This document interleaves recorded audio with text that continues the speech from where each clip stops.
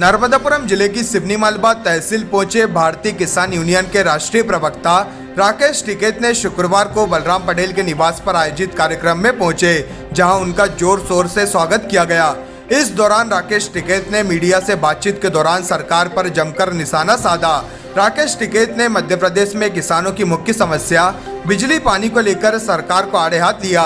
साथ ही साथ उन्होंने कहा किसानों को गेहूं का उचित मूल्य नहीं मिल रहा है, जबकि यूक्रेन और रूस के बीच चल रहे युद्ध से गेहूं का मूल्य बढ़ा है।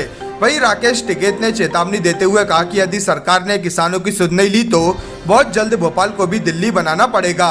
सभी किसान इसके लिए एकजुट हो जाएं एवं तैयार रहें। हम किसान को जागरूक कर रहे हैं। किसान जागरूक हो, अपने हकों की बात करें। दिल्ली का आंदोलन हो तो उस आंदोलन में यहाँ भी भागीदारी करें। कब भोपाल घेरना पड़ जाए, कब हमको भोपाल को दिल्ली बनाना पड़ जाए, उसकी तैयारी रखना। अगला आंदोलन स्टेट की राजधानी में होगा। किसान भी गेहूं को बेचने की जल्दी ना करे। गेहूं को किसान खेत में से घर दिखाता ही नहीं है। कभी अब की बार गेहूं को घर भी दिखा लें या फिर मंडियों में औने पौने दामों पर बेच लो। गेहूं का रेट अब की बार इंटरनेशनल मार्केट में ज्यादा है, जिसका लाभ किसान को भी मिलना चाहिए। टिकैत ने कहा कि किसानों के मुद्दे पर सरकार ने वादा खिलाफी की है। कृषि कानून समेत अन्य मुद्दे पर सरकार ने समझौते के बाद अभी तक कुछ नहीं किया है। उन्होंने एमएसपी पर कानून बनाने की मांग करते हुए कहा कि सरकार ने अभी तक इसको लेकर कमेटी भी नहीं बनाई है। 20 मिनट इसको लगाओगे, हम भी चले जाएंगे, आप भी इनका परिचय करवा दो। क्या भाई क्या काम कर रहे, कुछ अपने काम धंधे भी कर रहे या नहीं, वो बात बता दो बस। अभी तो यही स्वागत है या नहीं जी? बिल्कुल। खेती कहीं कहीं करते हो, आप बताओ क्या करते हो? गेहूं चना मूंग, गेहूं चना मूंग। अब अभी ये गर्मी में मूंग लगाया। मूंग की फसल तो ये बहुत जगह गेहूं के बाद में लगाने लगे इसको। ये अलग से आ जाती है ये पानी आने। ये नहर का जो पानी मिल रहा है ना किसानों को, 2 साल से मिल रहा है। जब डैम अगर पूरा भरा जाता है तो पानी मिलता है। डैम जहाँ बारिश कम हुई, डैम नहीं भरा है तो फिर नहीं देता। तो फिर मतलब पानी नहीं देता। जिनके पास साधन है और फिर जिनके पास साधन है, ट्यूबवेल है, कुएं है, वो तो फिर हम लगाते हैं। हो जाता है। मुख्य फसल गेहूँ और बारिश में सोयाबीन है, धान है। उचित मूल्य मिलता नहीं है किसानों को। बस जो हम कमजोर बैठे हैं उनकी बात करिए आपके साथ। नहीं दोनों की बात करी उन्होंने। मेरा निवेदन ये है, हमको गेज से पानी नहीं मिलता, ना नहर से मिलता, ना डैम से मिलता। वहाँ पानी की हमारी चोरी होती, नंबर 1। नंबर 2, तेल का किसान हमेशा वंचित रहता है, जबकि तेल पे पानी जाना चाहिए। आज हमारे भाई साहब बैठे हैं, इनके खेत में एक बूंद पानी नहीं आपके क्षेत्र में। फिर हमारा सिस्टम ये है कि जो हमारा विधायक या नेता ये नहर बंद करो, ये चालू करो, वो सिस्टम हमारे यहाँ चल रहा है। बिजली है नहीं, बिजली का कोई पता नहीं, खंबे बच्चों के खेलने के लिए। सारा काम राजनीति से प्रेरित है। सब पूरा काम यहाँ राजनीति के गले में लगा। जो पानी जिस हिस्से का है वो उतना नहीं। जो हमारा पीड़ित है वो पीड़ित ही है, और जिसके पास साधन संपन्न है वो अपनी व्यवस्था खेती की कर रहे हैं।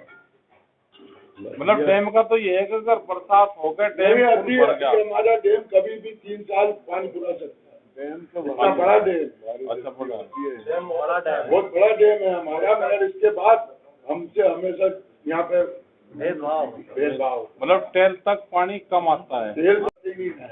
नेताओं का जो है किसानों पे कोई वो नहीं है।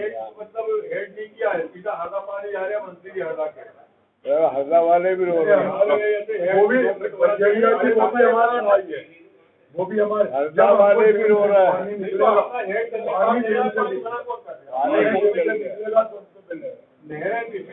अधिकारी लोग चलाते हैं, उनकी मर्जी हो उसका चला दिए, मर्जी नहीं हुई। एक बात है, हमारा ऑर्डिनेंस फैक्ट्री को पानी जा रहा है, नंबर 1। दूसरा पानी हमारा यहाँ पे इसमें ये पावर प्लांट होगा तो उसको रेलवे वाले को मतलब नहीं दे रहे थे पहले, अब रेलवे में चालू कर दिया। रेलवे में कहाँ पे? पिटास ये यहाँ से चलते हैं, मतलब रेलवे यार्ड में। जो पूरे देश के अंदर जो एमएसपी की समस्या चल रही है वो हमारे यहाँ भी चल रही है। यहाँ 40 क्विंटल का एसएमएस आ रहा है चने का भी, जो 8 क्विंटल पर एकड़, जबकि किसान का 25 ही था। पहले 25 था, अब 30 मतलब एक नाम पे एक खातेदार अगर ज्यादा पैदा करता है तो उसकी गलती है, उसको 40 क्विंटल ही पैदा करना चाहिए। अगर इससे ज्यादा करता है तो उसकी गलती है। उतना भी नहीं खरीद रही जो कृषि विभाग के उत्पादन कर रहा है। वो आंकड़े पूरे उससे लेते हैं ना, वे जो आंकड़े लेते हैं वे कहीं ज्यादा हो रहा कहीं कम हो रहा, उसको आंकड़ा उठाते हैं वे। अब ने ये कहा उनको कि जो एमएसपी की बात चल रही है, गारंटी कानून बना दो आप इस पे। भाई किसी को व्यापार करना है, आपको व्यापार करना, तो आप उसके कम पर खरीद नहीं करोगे। वैसे लेन देन किसी को करना तो किसान और वो किसी को घर के लिए चाहिए, भाई जहाँ उसकी सहमति हो जाए दे देगा, लेकिन अगर व्यापार करेगा तो उसको बिल उतने का ही काट कर देना पड़ेगा। तो ये इस पे बात चल रही है अभी। वो ज्यादा उत्पादन मिला है, 30 क्विंटल प्रति हेक्टेयर खरीद रहा है, 35 क्विंटल 15 क्विंटल जो है किसान को नीचे बेचना पड़ेगा।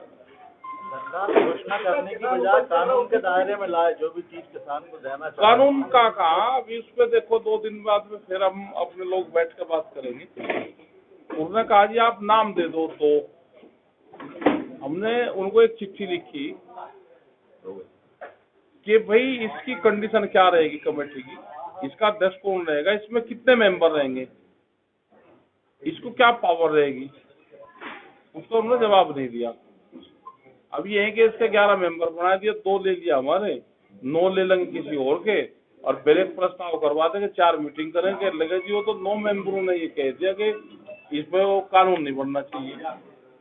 वर्तमान समस्या ये है, सबसे पहली समस्या एमबीजी रिजर्वेशन से बात ही है, लेकिन यहाँ पे सभी स्टेशन बहुत छोटे छोटे हैं और कनेक्शन देते जा रहे हैं, कहीं 2 घंटे बिजली सप्लाई हो रही है। अभी 2 दिन पहले भी किसानों के संगठनों के आंदोलन हुए थे, 3 घंटे 4 घंटे 5 घंटे, मतलब बिजली पे भी सरकार लाइट क्यों कम देती है? मनरेगा के लेबर वहाँ बेच रही है बिजली सरकार, यहाँ की बिजली बेच रहा है, यहाँ से बिजली में बेच रहा है। ये मनरेगा वालों को खड़े कर दिए। नहीं, क्या इसलिए करते हैं कि नीचे अंडरग्राउंड वाटर कम है? 10 घंटे का प्रावधान है, लेकिन किसानों को अभी फिलहाल में 3 से 4 घंटे ही उपलब्ध हो पा रही है। तो जो खेत की लाइन है और गांव की लाइन अलग अलग है, फिर भी नहीं दे पाते, तो गाँव में भी नहीं दे रहा, तो इसका जो है मुश्किल से 3-4 घंटे। इसका मेन कारण क्या है, 33 केवी तो पर्याप्त है, लेकिन जो 33 केवी से जो 11,000 निकलती है वहाँ पे जो बने हैं जो है किसान को नहीं मिला। 50 कनेक्शन का 150 स्ट्रक्चर नहीं है। अच्छा स्ट्रक्चर कमजोर है। अच्छा उससे ये हुआ होगा जहाँ बिजली घर है, जहाँ से 11,000 की लाइन निकलती है, उससे वे एक ही जो ट्रांसफार्मर बड़ा वो होता है उनका, उससे भी कई लाइन निकलते हैं, उसको बांट कर देते होंगे, वो पूरा एक बार पूरा नहीं चला पाता होगा।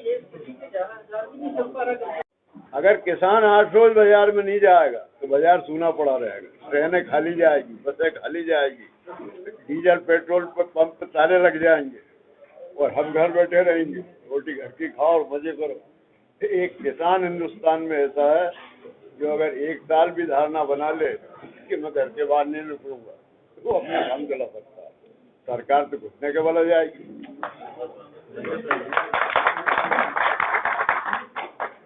घुटने आके आपकी बात माननी पड़ेगी।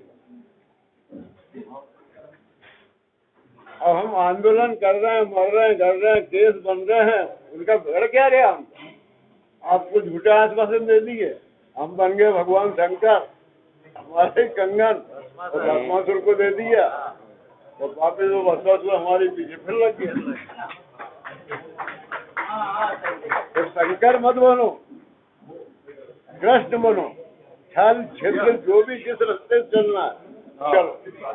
ठीक है, जब सरकार हमारे साथ गद्दारी कर रही है, धोखा कर रही है, अडानी अंबानी के पेट भर रही है, हमको भूखे मार रही है। मध्य प्रदेश में क्या स्थिति दिख रही है इस समय किसानों? मध्य प्रदेश में स्थिति बिजली की बड़ी प्रॉब्लम यहाँ पे है, और दूसरा जो फसल बर्बाद हुई है, फसल बीमा योजना, उस योजना का ज्यादा लाभ किसानों को नहीं मिलता, कंपनी को मिलता है। ये यहाँ पे आम लोगों की शिकायत है। फसलों का रेट भी, जैसे गेहूं का रेट इंटरनेशनल मार्केट में अब की बार ठीक है। हमने एक बयान दे दिया कि भाई गेहूं ठीक रेट पे है, तो एक ही बयान से नीचे डाउन ले आए। जो बड़े बड़े गोदाम बना रहे हैं, कंपनियां ले रही है, वो सस्ते में खरीद कर फिर महंगे में बेचेगी। भाई इंटरनेशनल मार्केट में रेट ज्यादा है तो किसान को भी लाभ मिल जाए, और किसान भी ज्यादा जल्दी ना करे बेचने की, कि गेहूं को खेत में से घर दिखाता ही नहीं कभी।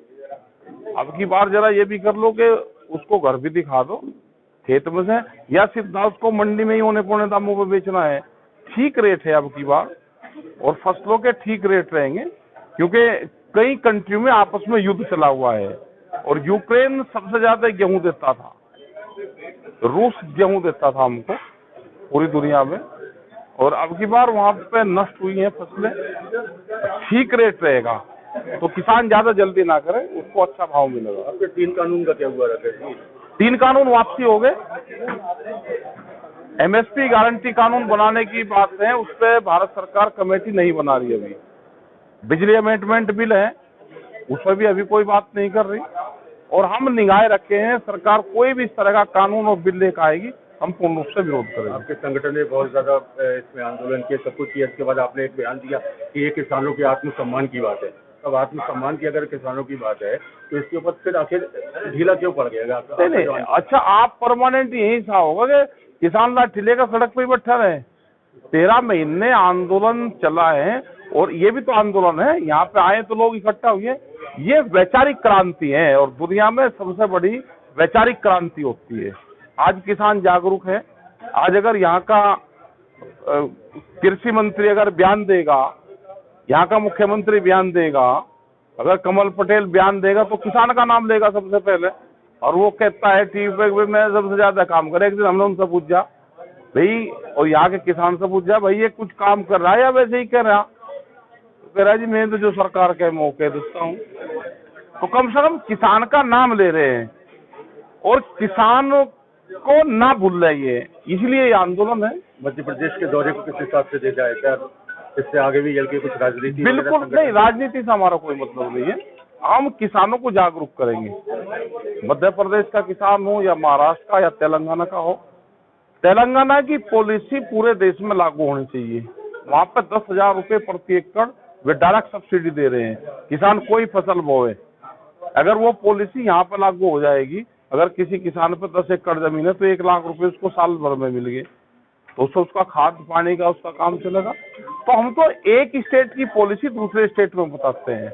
यहाँ पे पता रहना चाहिए ना किसानों को भी कि तेलंगाना सरकार अपने किसानों को ये दे रही, वो बिजली फ्री दे रही है। राकेश टिकैत से किसान बहुत ज्यादा प्रभावित है। मैं ये चाहूंगा कि मध्य प्रदेश या मेरे नगर की अगर हम यहाँ की बात करें, क्या संदेश देना चाहेंगे? संदेश ये है कि किसान जागरूक हों, अपने हकों की बात करें, और अपनी फसलों को आधे रेट में ना बेचे। जब दिल्ली का आंदोलन हो तो उस आंदोलन में यहाँ भी भागीदारी करें।